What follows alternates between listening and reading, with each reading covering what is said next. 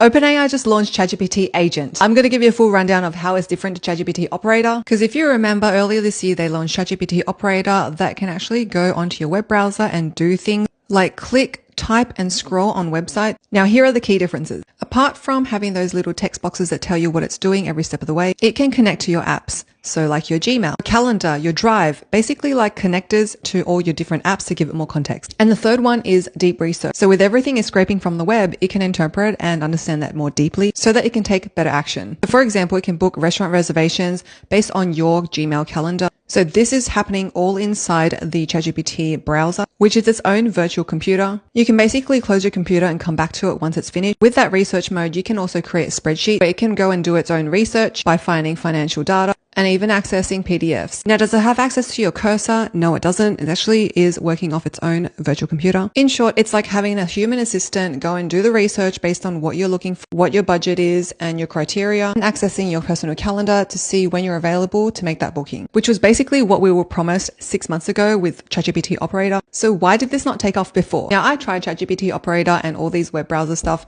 and it always kept breaking, or it would constantly stop and ask me, can I have permission to do this? So it wasn't as autonomous as I would like to hope. But on the other hand, I do understand why you need a human in the loop because of privacy reasons, like entering your credit card details, or the risk of having hidden malicious prompts on these websites that are asking your agent for your private information. In order to make this process a lot more seamless, I can see why ChatGPT is working on a web browser to compete with Google Chrome and Perplexity's Comet, because if everything runs on their web browser, it'll be a lot more seamless in their whole ecosystem. But right now, how does it compare to Manus and GenSpark? Like ChatGPT, it can also click and browse the web, scrolling to gather data, and produce slideshows like this. GenSpark can also do the same. In my opinion, GenSpark looks much nicer. Currently, I don't have access to ChatGPT Agent, but it is currently rolling out to all the paid users right now. Enterprise and education coming later in July. What do you guys think of this? Yay or nay?